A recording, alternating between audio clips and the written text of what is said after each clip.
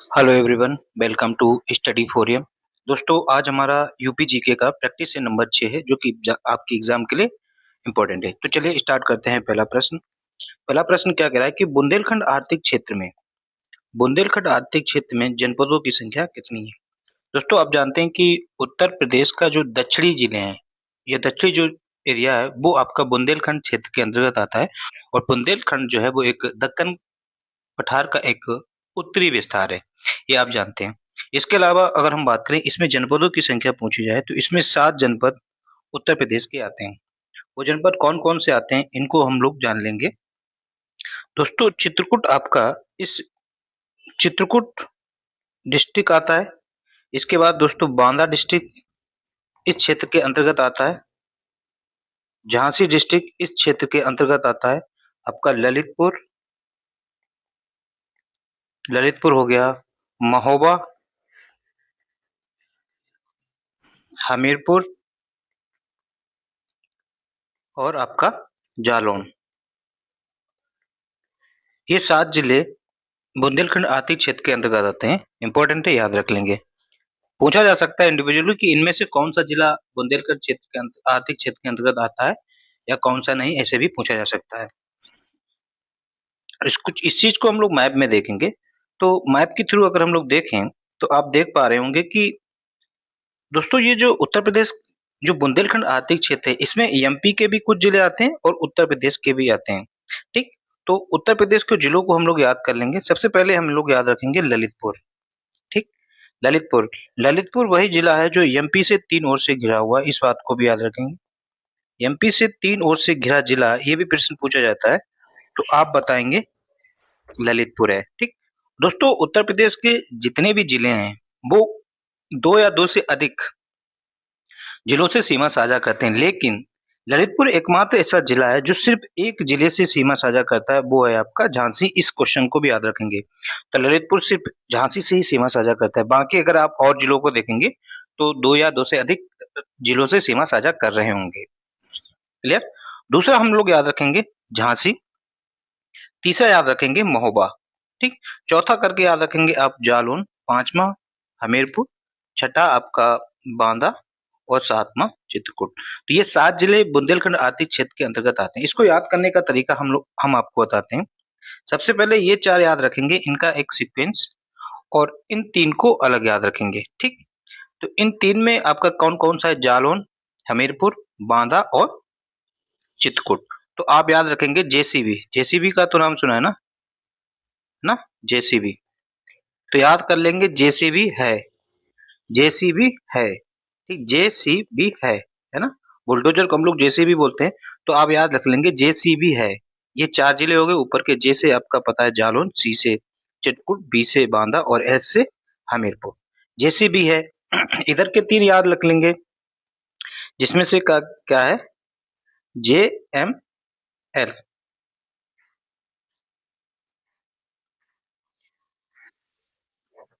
तो M L J करके याद रख लेंगे, एम एल जे। ठीक, जेसीबी है, एम एल जे। एम से आपका महोबा, जे ला से एल से ललितपुर और जे से झांसी। इस तरह से याद कर लेंगे, बाकी आप अपने हिसाब से सीक्वेंस बना सकते हैं। क्लियर। बढ़ते हैं प्रश्न नंबर 2 की तरफ। प्रश्न नंबर 2 क्या कह रहा है कि उत्तर प्रदेश की पूर्व से पश्चिम की लंबाई कितनी है। ये पूछा जा रहा है कि उत्तर प्रदेश की पूर्व से पश्चिम की लंबाई पूछी है। सपोज दैट दोस्तों इस तरह से पूछा है कि उत्तर प्रदेश की ये लंबाई कितनी है। तो उत्तर प्रदेश की अगर पूरब से पश्चिम की लंबाई पूछी जाए तो ये लंबाई उत्तर प्रदेश की 650 किलोमीटर है। वहीं अगर दक्षिण से उत्तर या उत्तर से दक्षिण की चौड़ाई की अगर बात की जाए, ये चौड़ाई की अगर हम बात करें तो 240, ये भी याद रखेंगे, 240 किलोमीटर ये चौड़ाई है। ठीक, इसके अलावा दोस्तों इसका विस्तार भी पूछा जाता है। अगर उत्तर प्रदेश का ये इस तरह से ये देशांतरी विस्तार और ये अक्षांशीय विस्तार पूछा जाए तो ये भी यहाँ पर हम लोग जान लेते हैं। अगर उत्तर प्रदेश का अगर हम अक्षांशीय विस्तार की बात करें तो सबसे नीचे से अगर हम देखें तो 23 डिग्री 52 मिनट से लेकर ऊपर तक अक्षांश जो है यहाँ पर एन और होगा 23 डिग्री 52 मिनट नॉर्थ से लेकर 31 डिग्री 28 मिनट नॉर्थ तक जो है अक्षांशीय विस्तार है। वहीं अगर हम दोस्तों देशांतरी विस्तार की अगर हम बात करें तो ये हो जाएगा उत्तर प्रदेश का देशांतरी विस्तार 77 डिग्री 5 मिनट से लेकर आपका चूंकि ईस्ट में है तो ई ले लेंगे ना, इधर ईस्ट में है, उत्तर पूर्व में भारत लाई करता है, और आपका 84 डिग्री 38 मिनट। ठीक, ये इस चीज को याद रखेंगे। क्लियर, इंपॉर्टेंट है। ये भी आपका क्या होगा, ईस्ट में होगा। क्लियर, तो ये चीज याद रखेंगे, इंपॉर्टेंट है। तो उत्तर से पूर्व की पश्चिम की लंबाई कितनी हो जाएगी, 650 kilometre is a right answer. Clear, इस तरह से यहाँ से अगर हम बात करें, ये लंबाई की अगर हम बात करें तो ये आपका 650 किलोमीटर है। वहीं अगर हम उत्तर से दक्षिण की चौड़ाई की अगर हम लोग बात करें तो ये आपका 240 किलोमीटर है। क्लियर, डेटा याद होना चाहिए, तो इतनी बार रिवीजन करेंगे ताकि याद हो जाए। वहीं यहाँ पर जो है, अगर हम ये देशांतरीय रेखाओं की अगर हम बात करें, ये देशांतरीय रेखा, तो यहाँ से देशांतरीय रेखा की लंबाई जो थी वो 77 डिग्री 5 मिनट से लेकर, और यहाँ पर जो थी वो आपकी 84 डिग्री 38 मिनट। क्लियर, वहीं अगर हम अक्षांशीय विस्तार की अगर हम बात करें तो अक्षांशीय विस्तार यहाँ से गुजरेगा, सोनभद्र से टच होकर जाएगा, और ये आपका था आपका 23 डिग्री 52 मिनट, 23 डिग्री 52 मिनट से लेकर, और ऊपर जो था आपका 31 डिग्री 28 मिनट तक। ठीक, याद रखेंगे, इंपॉर्टेंट है। ऊपर हम लोगों ने क्या जाना, 23 डिग्री 52 मिनट। ठीक है, ये भी कॉन्सेप्ट क्लियर हुआ। अगला प्रश्न क्या कह रहा है कि उत्तर प्रदेश का अक्षांशीय विस्तार कितना है। उत्तर प्रदेश का अक्षांशीय विस्तार कितना है। अभी अभी अभी जस्ट हम लोगों ने डिस्कस किया, तो सबसे पहले यहाँ पर हम लोग अब डिस्कस करेंगे कि अक्षांशीय विस्तार ये होते क्या है। दोस्तों, इस चीज को हम लोग समझेंगे मैप में। ठीक, और उसके साथ साथ हम भारत को भी जानेंगे कि भारत का विस्तार क्या है। ये दोस्तों आप देख रहे हैं ग्लोब, ग्लोब में दोस्तों ये जो रेखाएं हैं इस तरह से पश्चिम से पूरब की तरफ जो रेखाएं खींची जाती है, या जो लेटी हुई रेखाएं हैं, इन रेखाओं को दोस्तों हम क्या कहते हैं, इन्हीं रेखाओं को हम लोग अक्षांश रेखा बोलते हैं। इन रेखाओं को क्या कहते हैं, इन्हीं रेखाओं को अक्षांश रेखाएं कहते हैं। क्लियर, तो पृथ्वी पर जो इस तरह से लेटी हुई रेखाएं हैं, ये आपकी किस प्रकार की रेखाएं, ये आपकी अक्षांश रेखाएं हैं। दोस्तों, पृथ्वी के बीचों बीच से जो रेखा जाती है, बिल्कुल बीचों बीच से जो रेखा जाती है, जिसे हम कहते हैं 0 डिग्री रेखा, ये आप देख रहे हैं 0 डिग्री रेखा, इसे तो हम लोग भूमध्य रेखा कहते हैं, या इसे इक्वेटर कहते हैं। ये आपकी भूमध्य रेखा कहलाती है, इस बात को याद रखेंगे। क्लियर, बीचों बीच से जाती है। ये भूमध्य रेखा जो है पृथ्वी को दो भागों में बांटती है। ऊपर वाले भाग को हम लोग क्या कहते हैं, ऊपर का जो भाग है 0 डिग्री के ऊपर का भाग को हम दोस्तों उत्तरी गोलार्ध बोलते हैं। ये आपका उत्तरी गोलार्ध कहलाता है, उत्तरी गोलार्ध कहलाता है। वहीं दोस्तों नीचे वाले भाग को, इसका जो नीचे का ये भाग है, इसको हम लोग दक्षिणी गोलार्ध बोलते हैं। ये आपका दक्षिणी गोलार्ध कहलाता है।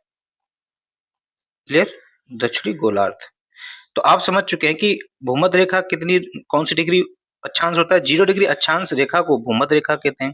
क्लियर, फिर दोस्तों भूमध्य रेखा के, ये 0 डिग्री अक्षांश रेखा के इस तरह से 23.5 डिग्री पर, 23.5 डिग्री रेखा, भूमध्य रेखा से 23.5 डिग्री पर जो रेखा होती है उसको दोस्तों कर्क रेखा कहते हैं, ट्रॉपिक ऑफ कैंसर कहते हैं। कर्क रेखा कहते हैं, यहाँ पर ये लिखा हुआ है ट्रॉपिक ऑफ कैंसर। भूमध्य रेखा के दक्षिण में 23.5 डिग्री, दक्षिण में 23.5 डिग्री जो होती है, ये जो लाइन इस तरह से दक्षिण में 23.5 डिग्री रेखा को दोस्तों हम लोग क्या कहते हैं, इसे हम लोग मकर रेखा कहते हैं, ट्रॉपिक ऑफ कैप्रिकॉर्न कहते हैं। इसको भी याद रखेंगे, इंपॉर्टेंट है, पूछा जाता है। ठीक है, तो हम लोग समझ चुके हैं कि अक्षांश रेखाएं क्या होती हैं। अब हम लोग बात करते हैं देशांतरीय रेखा की। क्लियर, तो ये पॉइंट हम लोग रफ कर देते हैं, ये चीज आपने देख ही लिया है। क्लियर, अब हम लोग बात करते हैं देशांतर रेखाएं क्या है। दोस्तों, नॉर्थ पोल और साउथ पोल को मिलाने वाली रेखाएं, ये जो रेखाएं हैं, इन रेखाओं को हम लोग जो है क्या कहते हैं, इन रेखाओं को दोस्तों हम लोग कहते हैं देशांतर रेखाएं, देशांतर रेखाएं, जिसे इंग्लिश में कहते हैं लॉन्गिट्यूड, और अक्षांश को कहते हैं लैटिट्यूड। ठीक, तो उत्तर से दक्षिण को मिलाने वाली रेखाओं को, ये काल्पनिक रेखाएं होती हैं, ये आपकी देशांतर रेखाएं कहलाती हैं। क्लियर, तो दोस्तों कोई भी देश या किसी भी आप पोजीशन बतानी है तो उसके लिए आपको देशांतर और अक्षांश रेखाओं को ही माध्यम से आप बता सकते हैं।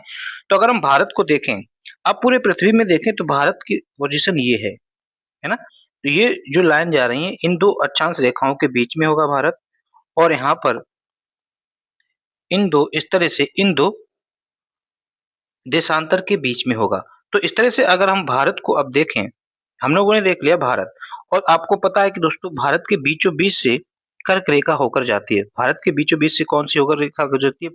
कर्क रेखा। और ये भारत के 8 राज्यों से होकर गुजरती है, इस बात को याद रखेंगे। क्लियर?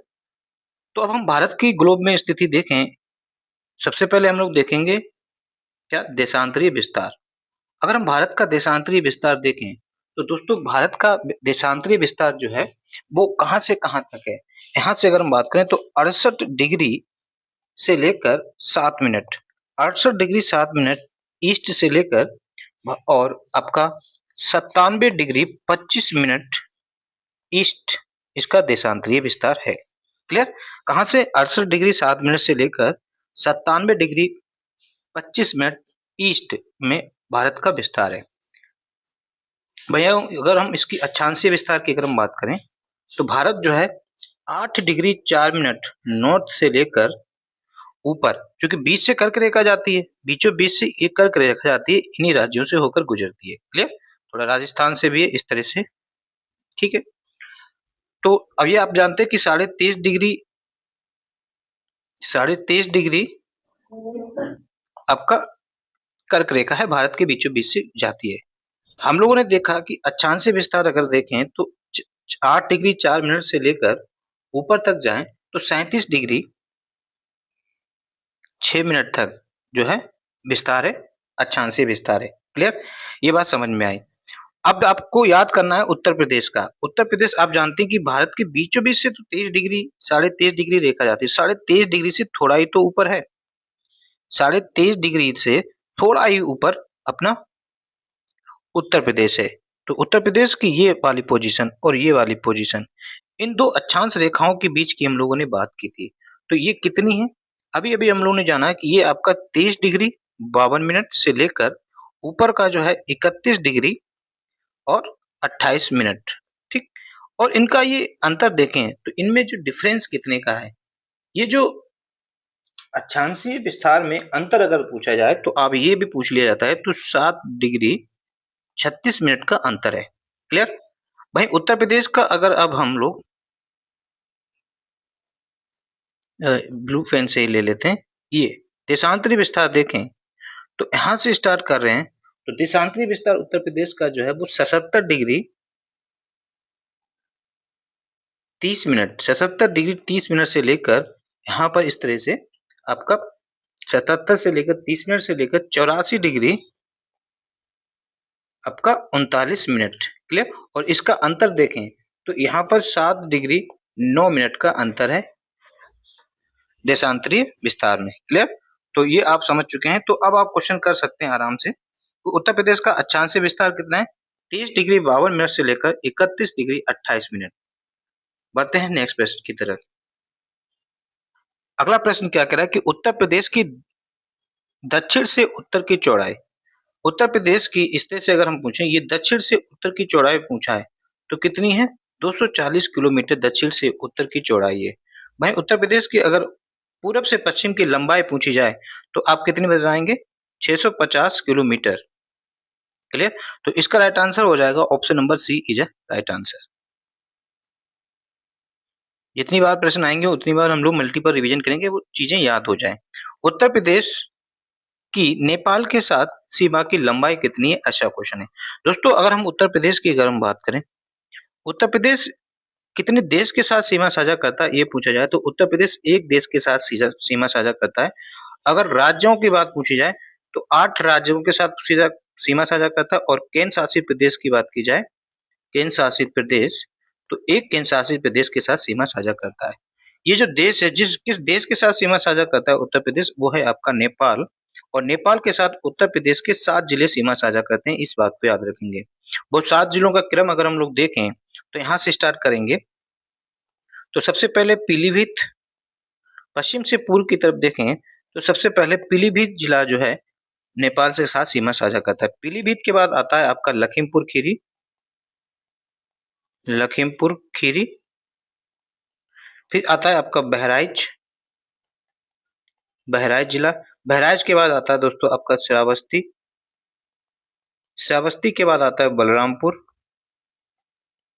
बलरामपुर। बलरामपुर के बाद आता है दोस्तों सिद्धार्थनगर, सिद्धार्थनगर, और सिद्धार्थनगर के बाद आता है महाराजगंज। ठीक, महाराजगंज बिहार से भी सीमा साझा करता है। बलरामपुर की अगर हम बात करें, देवी पाटन मेला, ये भी याद रखेंगे कहाँ पर लगता है, देवी पाटन मेला आपका बलरामपुर में लगता है। क्लियर? तो और हाँ, इस तरह से लंबाई की अगर हम बात करें तो उत्तर प्रदेश और नेपाल के बीच में टोटल लंबाई की अगर हम बात करें तो 579 किलोमीटर की सीमा लंबाई में सीमा साझा करते हैं। ठीक है, तो इसका राइट आंसर हो जाएगा 579, इसका राइट आंसर हो जाएगा। तो A is a right answer. Clear? बाकी ये चीज याद रखेंगे। अब इसी चीज को हम लोग मैप में देख लेते हैं कि वो कौन कौन से जिले। देखो, ये आप जानते हैं कि उत्तर प्रदेश सिर्फ और सिर्फ एक देश से सीमा साझा करता है, वो यहाँ से लेकर यहाँ तक ये बाउंड्री। इस बाउंड्री की लंबाई जो है 579 किलोमीटर है, ये याद रखेंगे 579। देखो 5+2+2 है ना, एकदम प्राइम नंबर है, 5 से स्टार्ट को 579 याद हो जाएगा। ठीक है, कितने जिले हैं? 7 जिले सीमा साझा करते हैं। अब और एक ट्रिक देखो, 7 आपका है, इधर 2 कम कर लो, इधर 2 जोड़ लो, 5 9 ऐसे भी याद रख सकते हो। 7 जिले नेपाल से 7 सीमा साझा करते हैं, इधर 5 ले लो, इधर 2 कम कर दो, 2 इधर जोड़ लो, तो ये आपका डिजिट हो जाएगा किलो नंबर। ये भी ट्रिक बना सकते हैं। सबसे पहले आप देख लीजिए, पीलीभीत, लखीमपुर खीरी, बहराइच, श्रावस्ती, बलरामपुर, सिद्धार्थनगर और महाराजगंज। ये आप लोगों ने देख लिया मैप में भी कौन सा जिला कहाँ है, ये भी याद होने चाहिए कि आपसे पूछ लेगा, जिले की स्थिति भी याद होनी चाहिए। पीलीभीत, लखीमपुर खीरी, बहराइच, श्रावस्ती, बलरामपुर, सिद्धार्थनगर और महाराजगंज, ये 7 जिले नेपाल के साथ सीमा साझा करते हैं। बाकी पर्टिकुलर राज्यों के भी याद होने चाहिए कि उत्तराखंड से कितने जिले करते हैं, हिमाचल प्रदेश से, हरियाणा से, राजस्थान से, मध्य प्रदेश से, झारखंड, छत्तीसगढ़ और बिहार। ये हम इससे पहले वाली क्लास में करा चुके हैं और आगे भी प्रश्न मिलेंगे तो करेंगे। क्लियर? तो अब बढ़ते हैं अगले प्रश्न की तरफ। अगला प्रश्न क्या कह रहा है कि उत्तर प्रदेश की दक्षिणी बिंदु को स्पर्श करने वाला राज्य निम्न में से कौन सा है? पूछा जा रहा है कि उत्तर प्रदेश के दक्षिणी बिंदु को कौन सा राज्य स्पर्श करता है। क्लियर? तो दोस्तों, उत्तर प्रदेश के दक्षिणी बिंदु को स्पर्श करने वाला राज्य जो है वो आपका छत्तीसगढ़ है, छत्तीसगढ़। क्लियर? और ये किस जिले को स्पर्श करता है? ये दोस्तों सोनभद्र जिले को स्पर्श करता है, सोनभद्र। क्लियर? सोनभद्र एकमात्र उत्तर प्रदेश का ऐसा जिला है जो 4 राज्यों से सीमा साझा करता है, 4 राज्यों से सीमा साझा करता है। क्लियर? वो कौन कौन से राज्य हैं? आपका एमपी, छत्तीसगढ़, झारखंड और बिहार, इन 4 राज्यों से सोनभद्र सीमा साझा करता है। क्लियर? तो इसका राइट आंसर हो जाएगा, ना तो ये कोई नहीं है, इन उपरोक्त में से कोई नहीं, इसका राइट आंसर हो जाएगा। इसके अलावा दोस्तों आपसे पूछा जाता है कि उत्तरी बिंदु को छूने वाला, उत्तर प्रदेश के उत्तरी बिंदु को स्पर्श करने वाला राज्य, ये भी पूछा जा सकता है। क्लियर? उत्तरी बिंदु को। इसके अलावा पूछा जाता है कि पश्चिमी बिंदु को स्पर्श करने वाला राज्य, पश्चिमी बिंदु को, और दक्षिणी बिंदु को तो हो ही चुका है। इसके बाद हम पूछेंगे, बात करेंगे पूर्वी बिंदु को स्पर्श करने वाला राज्य। क्लियर? पूर्वी बिंदु। उत्तरी बिंदु की अगर हम बात करें तो दोस्तों उत्तरी बिंदु को, उत्तर प्रदेश का जिले को, उत्तरी बिंदु को कौन स्पर्श करता है? हिमाचल प्रदेश उत्तरी बिंदु को स्पर्श करता है। और ये किस जिले को छूता है? ये सहारनपुर को टच करता है। क्लियर? भाई पश्चिमी बिंदु की अगर हम बात करें तो पश्चिमी बिंदु को स्पर्श करता है हरियाणा। ठीक, हरियाणा जो है पश्चिमी बिंदु को स्पर्श करता है।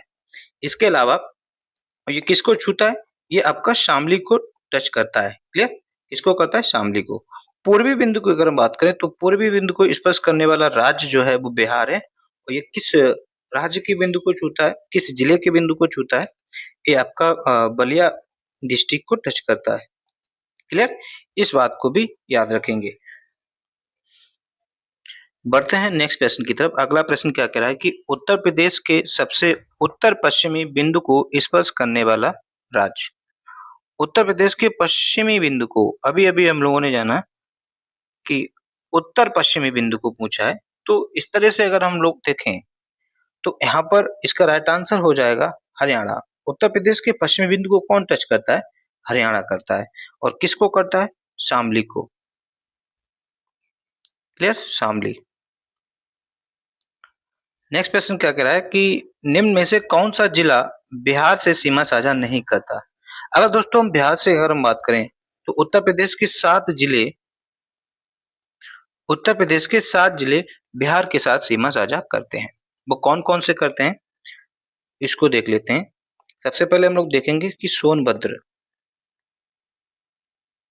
सोनभद्र बिहार के साथ सीमा साझा करता है। चंदौली, गाजीपुर, बलिया, देवरिया और आपका कुशीनगर और अंत में आपका महाराजगंज। क्लियर, महाराजगंज आपका नेपाल से भी सीमा साझा करता है।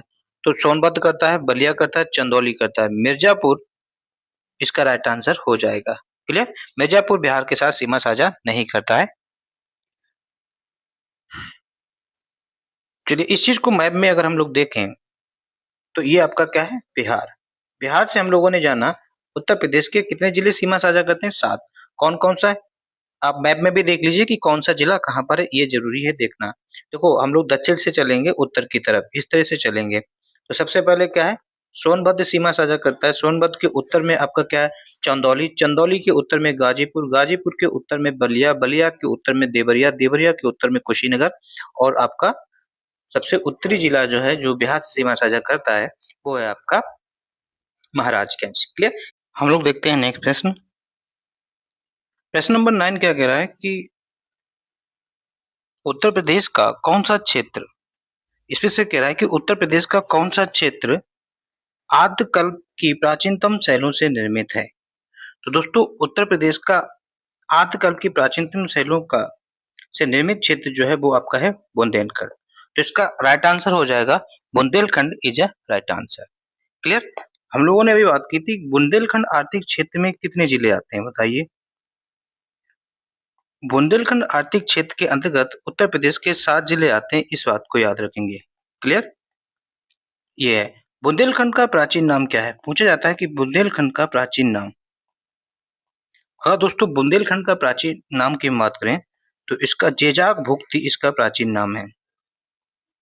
जेजाग भुक्ति बुंदेलखंड का प्राचीन नाम है।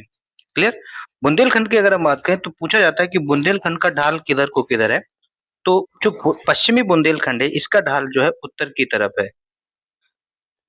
किधर है, उत्तर की ओर जो है इसका ढाल है, ये याद रखेंगे। तभी तो चंबल नदी उत्तर की तरफ बहती है, तो इस तरह से भी याद कर सकते हैं।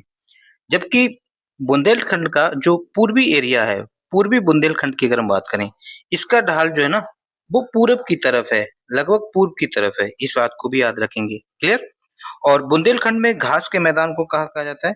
बुंदेलखंड में जो घास पाई जाती है उसको चलास कहा जाता है। इंपॉर्टेंट है, बुंदेलखंड में जो घास पाई जाती है उसे चलास कहा जाता है। क्लियर, तो इसका राइट आंसर हो जाएगा D is a right answer. Clear, बढ़ते हैं प्रश्न नंबर 10 की तरफ। प्रश्न नंबर 10 क्या कह रहा है कि उत्तर निम्न में से कौन सुमेलित नहीं है। यहाँ पर क्या पूछा है, कौन सुमेलित नहीं है। लखीमपुर खीरी की अगर हम बात करें अधिकतम भौगोलिक क्षेत्र, ये अपने आप में ठीक है। लखीमपुर खीरी जो है उत्तर प्रदेश का क्षेत्रफल के आधार पर सबसे बड़ा जिला है और इसका एरिया अगर हम बात करें तो 7680 वर्ग किलोमीटर लखीमपुर खीरी का एरिया है। इसके अलावा अगर हम दोस्तों ये सबसे बड़ा है। क्लियर, सोनभद्र की अगर बात करें तो अधिकतम वन क्षेत्र आच्छादित प्रदेश, ये भी क्षेत्रफल, तो ये भी अपने आप में सही है। उत्तर प्रदेश में सबसे अधिक वनावरण या वन आच्छादित क्षेत्र की अगर हम बात करें एरिया के हिसाब से भी और परसेंटेज के हिसाब से भी, तो वो कौन है, आपका सोनभद्र है। क्लियर, तीसरा पॉइंट तो ये भी अपने आप में ठीक है। सीतापुर क्या कह रहा है कि सीतापुर के बारे में न्यूनतम भौगोलिक क्षेत्रफल नहीं, न्यूनतम भौगोलिक क्षेत्रफल यानी कि उत्तर प्रदेश का क्षेत्रफल के आधार पर सबसे छोटा जिला जो है वो आपका हापुड़ है। कौन है, हापुड़। और हापुड़ का एरिया कितना है, 660 वर्ग किलोमीटर स्क्वायर जो है इसका एरिया है। सबसे छोटा जिला हापुड़ है। क्लियर, तो इस बात को याद रखेंगे। ये अपने आप में गलत है। ठीक है, संत रविदास नगर न्यूनतम वन आच्छादित क्षेत्रफल, ठीक है, ये सही है। तो उत्तर प्रदेश में सबसे कम न्यूनतम वन आच्छादित क्षेत्रफल जो है वो संत रविदास नगर में है, जिसका वर्तमान नाम भदोई है। इसको अब भदोई कहा जाता है। क्लियर? तो इसका राइट आंसर हो जाएगा option number C is a right answer. बढ़ते हैं प्रश्न नंबर 11 की तरफ। प्रश्न नंबर 11 क्या कह रहा है कि उत्तर प्रदेश के किस शहर को पूर्व का ग्रास कहा जाता है या पूर्व के ग्रास के नाम से जाना जाता है? तो दोस्तों उत्तर प्रदेश के कन्नौज डिस्ट्रिक्ट को पूर्व का ग्रास कहा जाता है। कन्नौज को इत्र नगरी भी कहा जाता है। इत्र नगरी। क्लियर? कन्नौज का ओल्ड नेम, कन्नौज का पुराना नाम पूछा जाए तो क्या है? कन्नौज का पुराना नाम कान्यकुब्ज। कान्यकुब्ज कन्नौज का पुराना नाम है। क्लियर? तो इसका राइट आंसर हो जाएगा Kannauj is a right answer. इसके अलावा दोस्तों ई ऑफिस स्टार्ट करने वाला उत्तर प्रदेश का पहला जिला कौन है? कन्नौज है। इस बात को भी याद रखेंगे। क्लियर? प्रश्न नंबर 12 क्या कह रहा है कि उत्तर प्रदेश का राज्य देशांतरीय विस्तार कितना है? इस बात को हम लोगों ने ऊपर देख ही लिया है। तो उत्तर प्रदेश का राज्य विस्तारीय क्षेत्र की अगर राज्य का देशांतरीय विस्तार की अगर हम बात करें तो 77 डिग्री 5 मिनट से लेकर 84 डिग्री 38 मिनट उत्तर प्रदेश का देशांतरीय विस्तार है इस तरह से। क्लियर? जबकि आपका अक्षांशीय विस्तार की अगर हम बात करें, उत्तर प्रदेश का अक्षांशीय विस्तार कितना है? तो ये 23 डिग्री 52 मिनट से स्टार्ट होकर 31 डिग्री 28 मिनट जैसा अक्षांशीय विस्तार है। इस बात को भी याद रखेंगे। क्लियर? अगला प्रश्न क्या कह रहा है कि बुंदेलखंड नामक क्षेत्र, बुंदेलखंड नामक क्षेत्र निम्नलिखित में से किस सीमा के अंतर्गत आता है? आप जानते हैं कि उत्तर प्रदेश का जो दक्षिणी जो एरिया है या दक्षिणी जिले, ये आपका यूपी है। यूपी के दक्षिण में क्या है? एमपी। तो उत्तर प्रदेश का ये एरिया है ना, ये और कुछ एमपी का एरिया भी आता है, ये बुंदेलखंड क्षेत्र के अंतर्गत आता है। तो ये सीमा जो है उत्तर प्रदेश और मध्य प्रदेश की सीमा जो है बुंदेलखंड नामक क्षेत्र सीमा के अंतर्गत आता है। क्लियर? तो इसका राइट आंसर क्या हो जाएगा? B is a right answer. अगला प्रश्न क्या कह रहा है? प्रश्न नंबर 14। प्रश्न नंबर 14 क्या कह रहा है कि उत्तर प्रदेश का निम्नलिखित में से कौन सा जिला, उत्तर प्रदेश का कौन सा जिला इस राज्य के अन्य जिलों से घिरा हुआ है? यानी कि पूछा जा रहा है कि उत्तर प्रदेश का इनमें से कौन सा जिला है जो किसी अदर राज्य से सीमा साझा नहीं करता, उत्तर प्रदेश के जिलों से ही वो कवर्ड है। सहारनपुर की अगर हम बात करें तो सहारनपुर तो आपका हिमाचल प्रदेश से सीमा साझा करता है ना? उत्तराखंड से सीमा साझा करता है और आपका हरियाणा से सीमा साझा करता है। ये तो उत्तर प्रदेश के जिलों से, सभी जिलों से तो चारों तरफ से घुरा नहीं है। देवरिया की अगर हम बात करें तो देवरिया आपका बिहार से सीमा साझा करता है। हरदोई जो है किसी राज्य से सीमा साझा नहीं करता, अर्थात इसका राइट आंसर जो हो जाएगा सी इज अ राइट आंसर हो जाएगा। ललितपुर की बात करें, ये तो एमपी से सीमा साझा करता है और एमपी से 3 ओर से घिरा हुआ है। ठीक, 3 ओर से घिरा है। ठीक, 3 ओर से घिरा हुआ है। इस बात को भी याद रखेंगे। और एमपी से उत्तर प्रदेश के कितने जिले सीमा साझा करते हैं? 11 जिले सीमा साझा करते हैं। अगर दोस्तों हम हरदोई की अगर हम बात करें तो हरदोई हरदोई की अगर हम बात करें तो हरदोई किन किन जिलों से घिरा हुआ है अगर ये देखें तो हरदोई इस तरफ जो है दोस्तों सीतापुर से घिरा हुआ है। क्लियर? हरदोई जो है लखनऊ से घिरा हुआ है। लखनऊ। हरदोई की सीमा उन्नाव से लगती है। उन्नाव से लगती है। हरदोई की सीमा जो है दोस्तों कन्नौज से लगती है। ठीक। हरदोई की सीमा जो दोस्तों कानपुर नगर से लगती है। कानपुर नगर से लगती है। हरदोई की सीमा फर्रुखाबाद से लगती है। फर्रुखाबाद जिले से लगती है। हरदोई की सीमा दोस्तों जो है शाहजहांपुर से लगती है। क्लियर? शाहजहांपुर से लगती है। तो ये इतने जिले जो है हरदोई से सीमा साझा करते हैं। अगला प्रश्न क्या कह रहा है? इस चीज को अगर हम मैप में भी देखें तो दोस्तों ये आपका रहा हरदोई। हरदोई लगभग मध्य उत्तर प्रदेश में है, सेंटर में लाई करता है।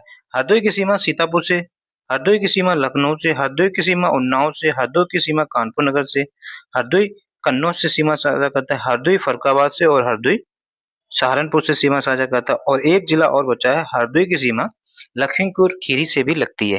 क्लियर? तो यहाँ पर लखीमपुर खीरी और कर लेंगे, लखीमपुर खीरी। क्लियर? ये मैप भी याद होनी चाहिए कि कौन से जिले कहाँ पर हैं। 2 से 3 बार देखोगे याद हो जाएगा। अगला प्रश्न क्या कह रहा है कि उत्तर प्रदेश के निम्न में से कौन से जिले की सीमा मध्य प्रदेश के साथ साझा नहीं करती है? तो आप जानते हैं कि मध्य प्रदेश से उत्तर प्रदेश के 11 जिले सीमा साझा करते हैं। कितने जिले सीमा साझा करते हैं? 11 जिले सीमा साझा करते हैं। उन 11 जिलों की अगर हम बात करें, आगरा आपका मध्य प्रदेश से सीमा साझा करता है। इटावा की सीमा लगती है, झांसी, ललितपुर, बांदा, महोबा, हमीरपुर, आपका जालौन, क्लियर, और चित्रकूट। प्रयागराज की सीमा लगती है, प्रयागराज, सोनभद्र, और आपका एक मिर्जापुर। क्लियर। 1 2 3 4 5 6 7 8 9 10 11 12 हो गए। हमीरपुर सीमा साझा नहीं करता है, तो उत्तर प्रदेश से जो है ये 11 जिले सीमा साझा करते हैं। क्लियर। हमीरपुर की सीमा साझा नहीं लगती है, सॉरी। तो ये आपके 11 जिले मध्य प्रदेश से सीमा साझा करते हैं। क्लियर। तो आपका प्रयागराज करता है, मिर्जापुर करता है, इटावा करता है। अलीगढ़ की सीमा जो है मध्य प्रदेश से नहीं लगती है। अलीगढ़ जो है दोस्तों हरियाणा से सीमा साझा करता है। अलीगढ़ की सीमा हरियाणा से लगती है। क्लियर। तो इसका राइट आंसर हो जाएगा D is a right answer. Aligarh की अगर हम बात करें तो उत्तर प्रदेश का 18 मंडल है, तो 18वां मंडल कौन सा है? 18वां मंडल अलीगढ़ है, इस बात को भी याद रखेंगे। क्लियर। नेक्स्ट प्रश्न क्या, इसको मैप में देख लेते हैं। ये आपका मध्य प्रदेश है, मध्य प्रदेश से उत्तर प्रदेश के 11 जिले सीमा साझा करते हैं, ये हम लोगों ने अभी जाना। इसमें से ये देखिए आगरा, इटावा, जालौन, झांसी और ललितपुर। ललितपुर मध्य प्रदेश से तीनों ओर से घिरा हुआ जिला है। उत्तर प्रदेश का एकमात्र जिला जो किसी एक ही जिले से सीमा साझा करता है वो है आपका झांसी। महोबा, हमीरपुर आपका यहाँ है, हमीरपुर सीमा साझा नहीं करता। बांदा, चित्रकूट, आपका प्रयागराज, मिर्जापुर और सोनभद्र। तो 1 2 3 4 5 6 7 8 9 10 11, तो 11 जिले हो गए। बढ़ते हैं प्रश्न नंबर 16 की तरफ। प्रश्न नंबर 16 क्या कह रहा है कि उत्तर प्रदेश के किस प्राचीनतम भूखंड का एक भाग है? उत्तर प्रदेश कह रहा है कि किस प्राचीनतम भूखंड का एक भाग है। दोस्तों पहले क्या था कि इसको हम मैप में समझते हैं। सबसे पहले जो हमारा जो भूलैंड है, जो अर्थ है, जितना भी भूलैंड है, पहले वो एक ही जगह इकट्ठा हुआ था, जिसे हम कहते थे पेंजिया। इसको क्या कहा जाता था? ये आपका पेंजिया कहलाता था। क्या कहलाता था? पेंजिया कहा जाता था। और इसमें एक था टेथिस सागर, और ये जो पूरा यहाँ पर समुद्री को कहा जाता है, वाटर बॉडी को पेंसालाथा कहा जाता था। पेंसालाथा। क्लियर। वाटर बॉडी को पेंसालाथा कहा जाता था, और जो लैंड बॉडी थी, लैंड एरिया था, उसको पेंजिया कहा जाता था। और यहाँ पर एक टेथिस सागर। तो धीरे धीरे क्या हुआ, ये प्लेट टेक्टोनिक थ्योरी के कारण ये अभी भी जारी है। तो ये प्लेटें क्या हुई, ये भूलैंड अपने आप में डिवाइड होने लगा, और ये दो भागों में डिवाइड हो गया। उत्तर की तरफ जो भूभाग गया उसे कहा दिया गया लोरेंसिया, और जो दक्षिण की तरफ गया उसे कहा गया गोंडवाना लैंड। क्लियर। फिर धीरे धीरे और इस तरह से विभाजित हुआ, फिर विभाजित हुआ, फिर एट फाइनली अब जो वर्तमान में स्वरूप है वो इस तरह से है। ठीक है। तो ऊपर में क्या जा रहा है आपका, नॉर्थ अमेरिका का अगर पूछा जाए तो ये आपका लोरेंसिया का भाग है, या जिसे हम अब लोरेंसिया को अंगारा लैंड भी कहा जाता है। क्या कहा जाता है? अंगारा लैंड। ठीक है। तो आपका नॉर्थ अमेरिका अंगारा लैंड का पार्ट है। क्लियर। आपका पूरा नॉर्थ एशिया जो रसिया वाला पार्ट, ये भी आपका अंगारा लैंड का पार्ट है। जबकि बाकी ये सभी जो हैं भारत और ये अफ्रीका, साउथ अमेरिका, अंटार्कटिका और ऑस्ट्रेलिया लगाकर ये सभी गोंडवाना लैंड का पार्ट है। गोंडवाना लैंड। क्लियर। तो जब पूरा भारत ही गोंडवाना लैंड का पार्ट है तो उत्तर प्रदेश किसका पार्ट होगा? उत्तर प्रदेश गोंडवाना लैंड का एक भूभाग है या भूखंड है। तो इसका राइट आंसर हो जाएगा B is a right answer. Clear. बढ़ते हैं प्रश्न नंबर 17 की तरफ। प्रश्न नंबर 17 क्या कह रहा है कि निम्नलिखित उत्तर प्रदेश के भावर क्षेत्र में किस प्रकार की मृदा पाई जाती है? तो भावर क्षेत्र जो है उत्तर प्रदेश का, दोस्तों अगर हम उत्तर प्रदेश की अगर हम बात करें, उत्तर प्रदेश को अगर हम लोग देखें, तो प्राकृतिक विभाजन जो है उत्तर प्रदेश को प्राकृतिक रूप से 3 भागों में विभाजित किया गया है। कौन-कौन सा? एक आपका भावर एवं तराई क्षेत्र, भावर एवं तराई क्षेत्र के रूप में बाँटा गया है, तराई क्षेत्र। दूसरा दोस्तों गंगा यमुना का मैदान, गंगा यमुना का मैदान। और तीसरा जो है दोस्तों दक्षिण का पठारी क्षेत्र, दक्षिण का पठारी क्षेत्र। क्लियर? तो उत्तर प्रदेश को इन 3 प्राकृतिक प्रदेशों में विभाजित किया गया है। क्लियर? तो जैसे कि मैप में अगर हम देखें, तो यहाँ पे ये उत्तर प्रदेश है, ठीक? उत्तर प्रदेश को हम समझने की कोशिश करते हैं, यहाँ से लेकर सहारनपुर से लेकर और इस तरह से जो है, यहाँ पर देवरिया, ये क्या है? सहारनपुर। और ये क्या है? देवरिया। क्लियर? देवरिया। तो यहाँ से लेकर यहाँ तक, पहले यहाँ पर चौड़ा होता गया और यहाँ इस तरह से पतला होता गया है। तो ये जो पूरा एरिया है, इस एरिया को कहते हैं हम लोग क्या? भावर क्षेत्र। ये क्या है आपका? भावर क्षेत्र। ठीक, याद रखेंगे भावर क्षेत्र कहाँ से कहाँ तक फैला हुआ है। इसका अगर विस्तार देखें तो ये सहारनपुर से लेकर कहाँ तक? सहारनपुर से लेकर ये आपका देवरिया तक जो है फैला हुआ है। और ये पश्चिम में चौड़ा होता है और धीरे-धीरे पूर्व की ओर ये पतला होता चला जाता है, इस बात को याद रखेंगे। यहाँ पर अगर इसकी चौड़ाई की अगर हम बात करें, भावर क्षेत्र की, यहाँ पर चौड़ाई की अगर हम बात करें तो ये लगभग 34 किलोमीटर चौड़ा है। ठीक, यहाँ पर लगभग इसकी 34 किलोमीटर चौड़ाई है, इस बात को याद रखेंगे। और धीरे-धीरे ये इस तरफ जाता है, पतला हो जाता है। ठीक है? और फिर इसके बाद जो है, फिर इसके जस्ट उत्तर दक्षिण में जो है, यहाँ पर इस तरह से जो है, इसके जस्ट उत्तर में तराई क्षेत्र है। कौन सा क्षेत्र है? तराई क्षेत्र है। इसके उत्तर में तराई क्षेत्र है। और पूरा जो है ये ग्रीन अगर हम पूरा ये बात करें, ये आपका गंगा का मैदान है। ठीक, ये गंगा यमुना का मैदान है। ये जो है गंगा यमुना का मैदान है। और इधर का जो क्षेत्र है, ये आपका इधर, ये जो है रे आपका, ये आपका पठारी क्षेत्र है। ठीक, तो इन 3 भौगोलिक क्षेत्रों में उत्तर प्रदेश को बाँटा गया है। ये बात याद रही, इतना समझ में आया। ठीक, तो अगर हम भावर क्षेत्र की अगर हम बात करें, यहाँ पर आते हैं, तो हम लोग कह रहे हैं कि भावर, भावर में जो क्षेत्र होता है, एक्चुअली क्या है कि नदी उत्तर प्रदेश के उत्तर में शिवालिक है। शिवालिक, और वहाँ से जब उत्तर से नदियों से जब पानी आता है, उनके साथ कंकड़-पत्थर आते हैं। तो कंकड़-पत्थर अगर किसी नदी के बहाव के साथ आएँगे, वो बहुत ज़्यादा दूर तक नहीं जाते। थोड़ी दूर तक जाएँगे, फिर वो वहाँ पर स्टे करने लगते हैं, एकत्रित होने लगते हैं, फिर पानी आगे ऐसे बढ़ता चला जाता है। ठीक है? तो वहाँ पर जो भावर क्षेत्र की जो भूमि है, वो कैसी होती है? ककरीली-पथरीली होती है। नदियों द्वारा लाए जाए ये कंकड़-पत्थर होते हैं।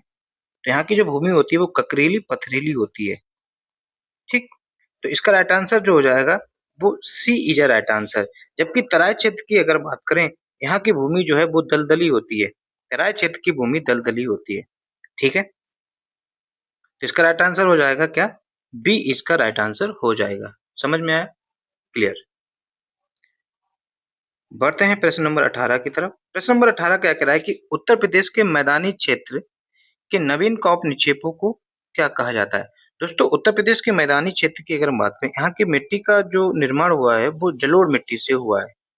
कौन सी मिट्टी से हुआ है? जलोढ़ मिट्टी से हुआ है। और जलोढ़ मिट्टी जो है दोस्तों 2 प्रकार की यहाँ पर मिट्टियाँ पाई जाती हैं। एक होती है पुरानी जलोढ़ मिट्टी, पुरानी जलोढ़ मिट्टी जिसे हम पुरानी काँप मिट्टी भी कहते हैं, जलोढ़ मिट्टी। दूसरी जो होती है वो होती है नवीन जलोढ़ मिट्टी, नवीन जलोढ़ मिट्टी। ठीक, दोस्तों पुरानी जलोढ़ मिट्टी क्या होती है? ऐसी मिट्टी, ऐसी जगह जहाँ पर बाढ़, नदियों के बाढ़ का पानी जहाँ पर नहीं पहुँच पाता, तो वो चीज़ पुरानी हो जाती है। ठीक है? और जहाँ पर नदियों के बाढ़ का पानी पहुँचता रहता है, यहाँ पर लेयर पड़ती रहती हैं। तो इस तरह से पुरानी जो जलोढ़ मिट्टी होती है, पुरानी जलोढ़ मिट्टी को दोस्तों हम लोग क्या कहते हैं? प्राचीन जलोढ़ मिट्टी को बांगर कहा जाता है। क्या कहा जाता है? बांगर। जबकि नवीन जलोढ़ मिट्टी को खादर कहा जाता है। क्या कहते हैं? खादर कहते हैं। बांगर और खादर। बांगर का मतलब पुरानी जलोढ़ मिट्टी और खादर का मतलब नवीन जलोढ़ मिट्टी। तो नवीन कांप निक्षेपों को क्या कहा जाता है? खा इनको जो है खादर कहा जाता है। तो इसका राइट आंसर क्या हो जाएगा? खादर इज अ राइट आंसर।